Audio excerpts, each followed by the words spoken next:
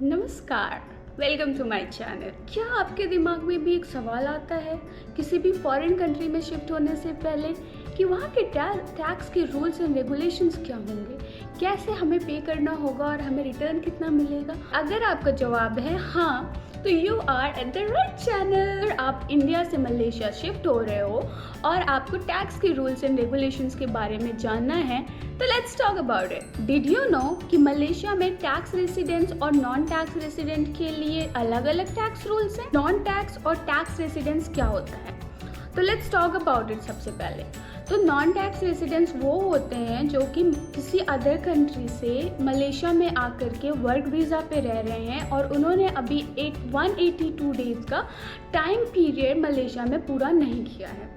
और tax residents होते हैं जिन्होंने 180 डेज से ज़्यादा टाइम तक यहाँ पे स्टे कर लिया है। लेकिन ये कभी कभी बहुत सारे फैक्टर्स पे भी डिपेंड करता है, जैसे कि जॉब लोकेशन क्या है आपकी, वीज़ा टाइप क्या है, फैमिली क्या है, इन सारी चीज़ों पे कभी कभी वेरी कर जाता है। तो जब तक कि आपको टैक्स रेसिडेंस मलेशिया में नहीं मिल जाता है तो शुरू के 6 महीने तो आपको 30% टैक्स पे करना पड़ेगा और उसके बाद आप यहाँ के टैक्स रेसिडेंस बन जाते हो। एक बार आप टैक्स रेसिडेंस बन जाते हो तो आप यहाँ का लोकल टैक्स पे करने लग जाते हो। तो दोस्तों, मलेशिया में टैक्स सिस्टम जो है वो बहुत ही प्रोग्रेसिव है, मतलब कि आप जितना कमाते हो आप उतने पे टैक्स को पे करोगे। लेकिन चिल, यहाँ का जो टैक्स प्राइस है वो बहुत ही ज़्यादा रीजनेबल है मेरे हिसाब से। तो अगर आपकी एनुअल इनकम 35,000 रिंगिट से कम है तो आपको कोई टैक्स पे करने की ज़रूरत नहीं है। पर अगर आपकी एनुअल इनकम 35,000 से लेकर के 50,000 के बीच में है तो आपको 5% टैक्स पे करना पड़ेगा।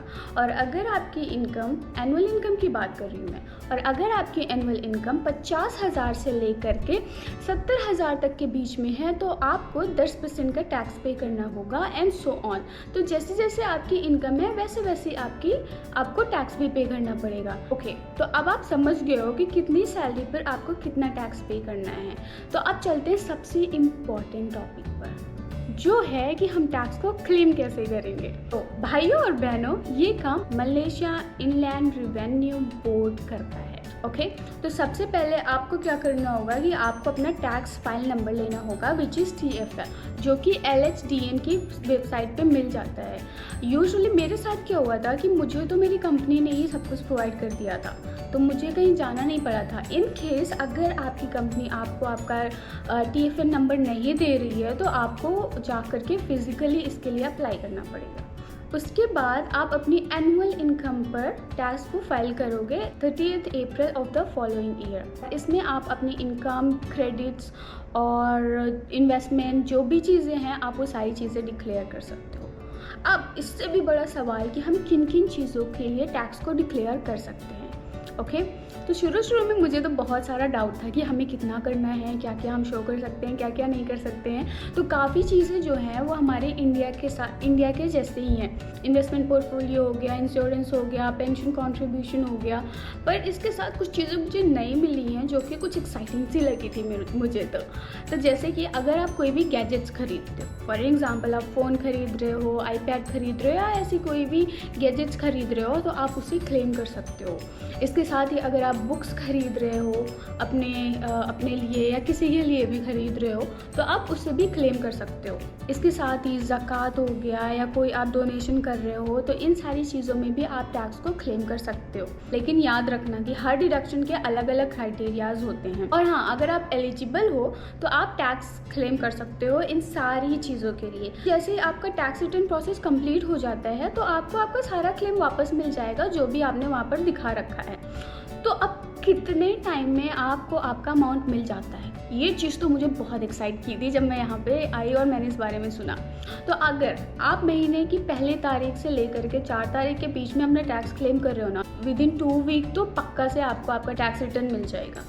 तो मतलब मैक्सिमम जो मैंने यहाँ की साइट पे पढ़ा था 30 डेज़ के अंदर आपको आपका टैक्स का अमाउंट मिल जाता है। फिर एक छोटी सी टिप्स, टैक्स इवेशन करना बिल्कुल भी ठीक नहीं है और मलेशिया के रूल्स एंड रेगुलेशंस बहुत ही ज़्यादा स्ट्रिक्ट हैं। तो प्लीज़ दूसरे कंट्री में रह करके ऐसा काम मत करना कि कहीं आप फंस जाओ।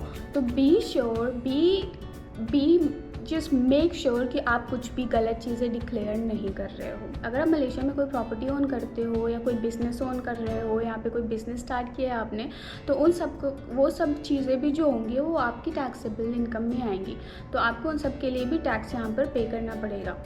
और या मलेशिया में बिज़नेस कैसे स्टार्ट कर सकते हैं, अगर इस बारे में आपको जानना है तो कमेंट बेलो। और हाँ, बोनस टिप, अगर आप मलेशिया में कोई प्रॉपर्टी ओन करते हो तो आपको उस पर टैक्स तो देना पड़ेगा, but the best thing is कि ये स्टेट गवर्नमेंट रेगुलेट करती है, ना कि सेंट्रल गवर्नमेंट। टैक्स से रिलेटेड जो भी वेबसाइट्स और लिंक है, आई विल ट्राई कि मैं उन्हें डिस्क्रिप्शन बॉक्स में मेंशन कर दूँ। इसके साथ ही एक booklet link I will try to add in the description box below, जिसे आप पढ़ सकते हो और आप जान सकते हो कि कहाँ कहाँ आप टैक्स क्लेम कर सकते हो। I have tried my best कि छोटी छोटी चीज़ें जो भी हैं I can cover, but in चीज़ों को डिटेल में आप पढ़ सकते हो।